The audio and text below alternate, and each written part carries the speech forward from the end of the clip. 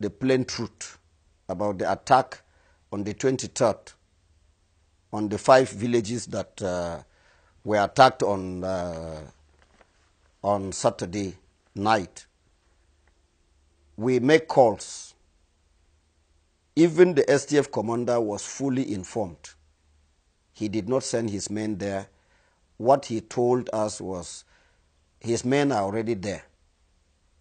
When I went there, I saw about 4 civil defense, 4 mopols. There was no any military man on ground of the truth. And all of these 8 people are of the same religion. They are all Christians. And if you see the way they suffered, my brother, you will pity for them. In every attack, I get information 2-3 weeks before it happens. And immediately I get that, I try to alert the security personnel. To a point in time, I was blamed that I'm the one fueling the crisis or the attack. How do I know it? Sometimes they insisted I must tell them the name of my informant and where he's coming from. I said, no. And even the connivance between them and the government, they tell me. So when you put the message across, the government doesn't take it serious. And most especially this administration, the governor's aides doesn't even pick calls of anybody. Even yesterday night, I tried calling the governor on the attack going on Doroa. He didn't pick my call. So the missed call is there. He will not reply. Sometimes his PA will give you a message, noted, and it is gone. Even at the heat of the crisis. So you call the STF, their spokesman will tell you they are not aware, and it goes. And most especially, the attack is perpetrated by these military men. They aid them in carrying the attack. So we always give information before it happens. The CIB, they are everywhere and they bring information. But the most painful thing is that the people they are giving them this information are part of the attackers. And they will not even want the police commissioner to know about it. Neither. They will send it further for further investigation. They don't allow it to go. So they must remove those that are on those decks so that information will flow.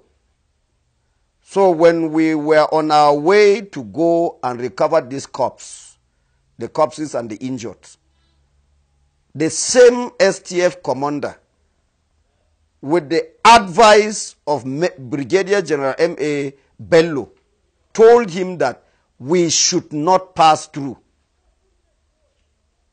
And he was the one that called the defense headquarters, and the CDS told the STF commander, Major General Anthony, that he should not allow anybody to go and carry any corpse. He did.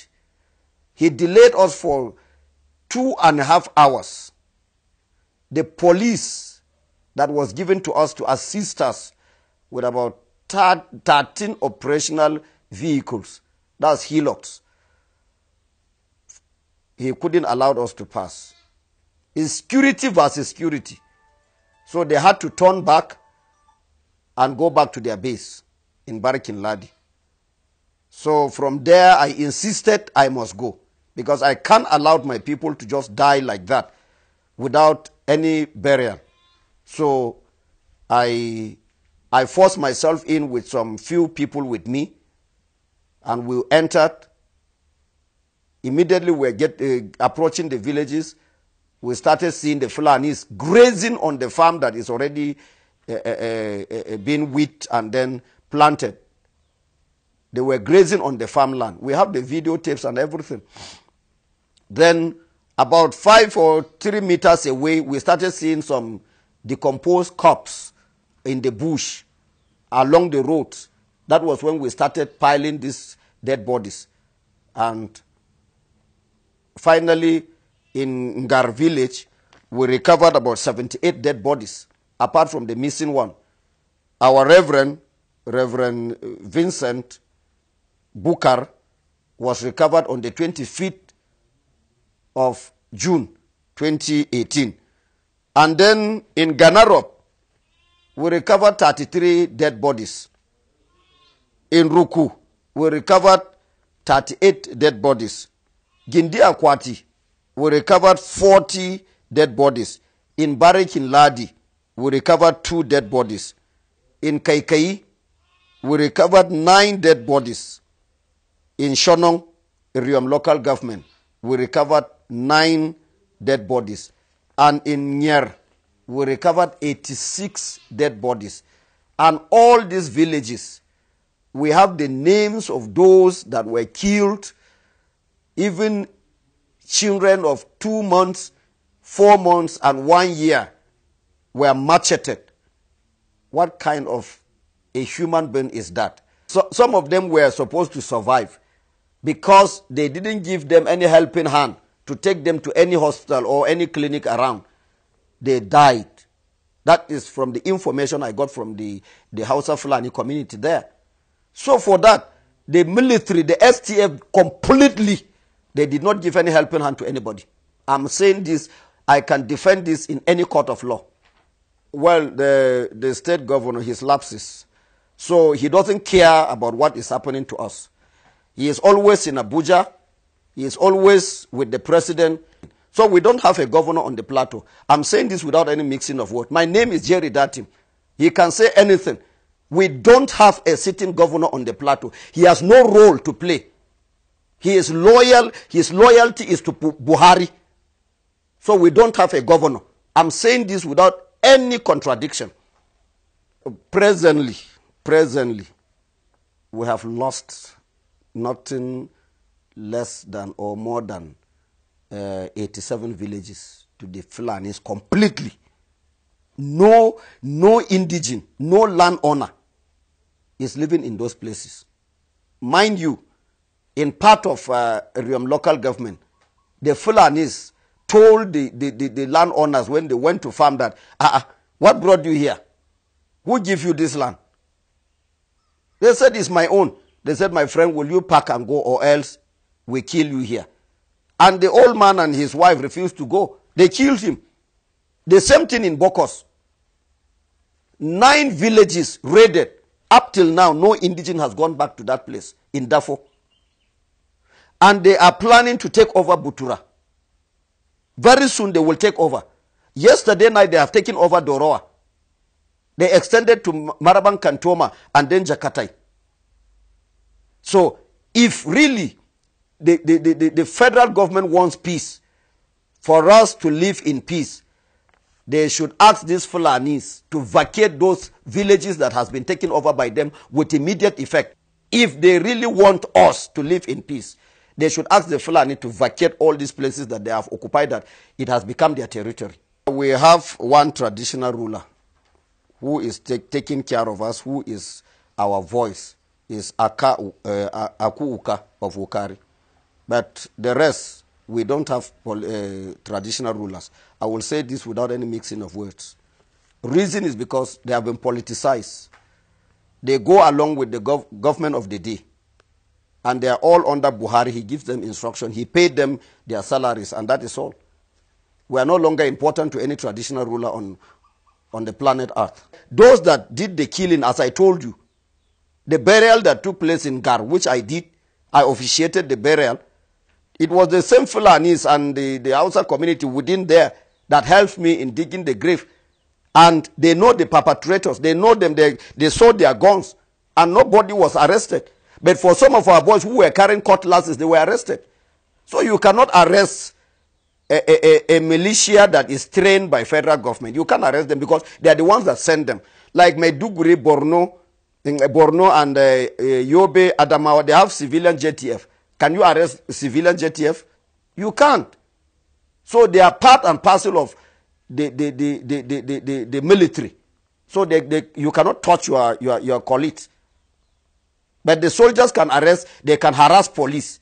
But they cannot harass the Fulanis. Everybody knows that the military are part of the problem. If they remove security, if they remove the STF or JTF, wherever they are today in this country, we will live in peace.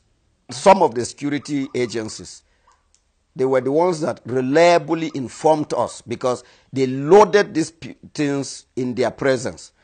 And these uniforms are already in Plateau. And they are with the Fulanis. I will tell you that Brigadier General Bello was the one that went to distribute this uniform. He used his military hillocks to disburse these uniforms in those villages that were attacked on Saturday and Sunday, and that of yesterday night, Monday night. So General Bello is fully aware. If he can be arrested and then questioned, he will tell them where he kept the uniform and how he distributed them. Whenever they come, any commander that come here, he is coming to make his billions and go away. The Fulanis are giving them cows. I remember what do you call it?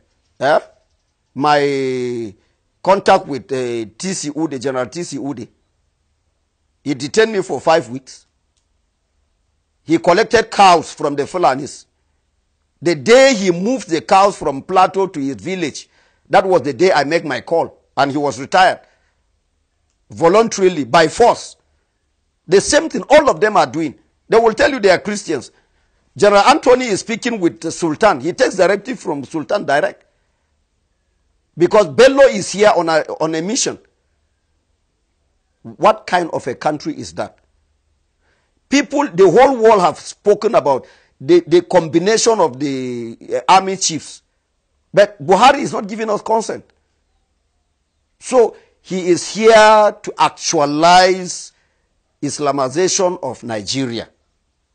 But let me tell you, whosoever is listening to me, there will be no 2019 in Nigeria. I'm not prophesying. There will be no 2019 in Nigeria. The blood of those 4 months, 3 months children that were shed in Gar and other villages, it will go back to them. All of them will pay for it dearly. Very soon, Lalong will get his own share by the special grace of God. I am not God, but God is still at work. If the God of Moses can lead the children of Israel to cross the Red Sea, we still worship that God today. We will cross the Red Sea. Lalong is counting his days. Whosoever is with him should repent and then turn over so that we can forge ahead. God bless you.